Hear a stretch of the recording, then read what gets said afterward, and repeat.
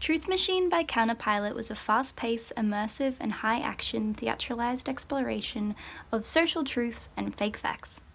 Intermedial, fragmented, and heavily relying on audience involvement, the postmodern work energized systems of simultaneity, scenography, and visual dramaturgy. Creating a social and cultural question, Truth Machine embellished forms of radical theatre, fantasizing an active and engaging performance while perhaps unexpectedly leading to no actual truth. Unlike standard theatre, post-dramatic work aims to plunge, pierce, and excite. Brisbane-based performer Naomi Blackock described post-dramatic theatre as a you-had-to-be-there experience. Truth Machine's simple, no-narrative storyline skewed and subjective a sense of liveness, generating an artistic and expressive experience over a well-rehearsed performance. The core immersion and direct emphasis on audience rejected the usual passive obedience that is expected from theatre spectators. Creative Collective PVI commented on the participatory theatre process, saying, "We think about our audiences not as art consumers or ticket-buying public, but as creative comrades. We are in this together and play is our weapon of choice."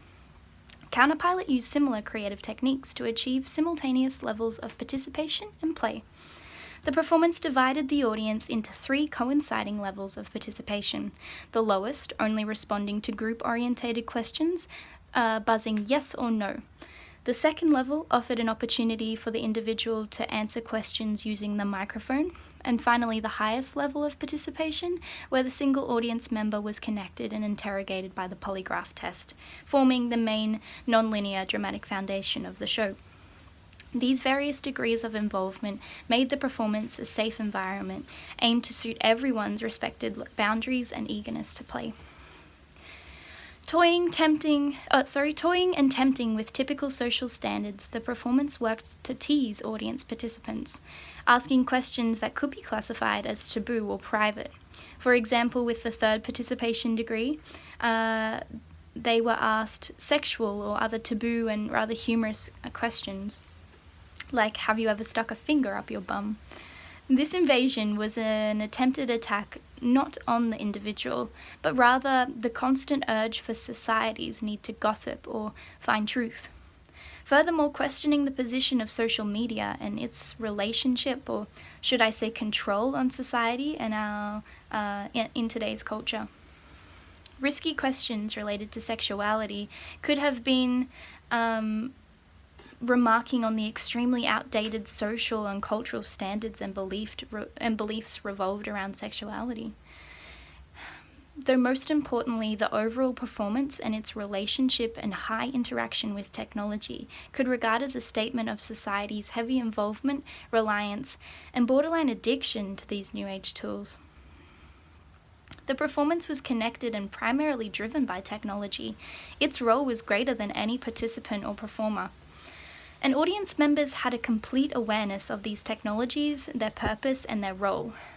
Gilles Kattenbelt, the author of Intermediality in Theatre and Performance, stated that we locate intermediality at a meeting point in between the performer, the observer, and the confluence of media involved in the performance at a particular moment in time. Truth Machine used such techniques and trusted the audience's awareness so much that they only briefly gave an instruction at the beginning of the performance as to how to use the equipment. It determined an immediate respect and expectation of the audience, as it was clearly assumed that throughout the collaborative process, participants were already aware of the ability and of how to use the technology.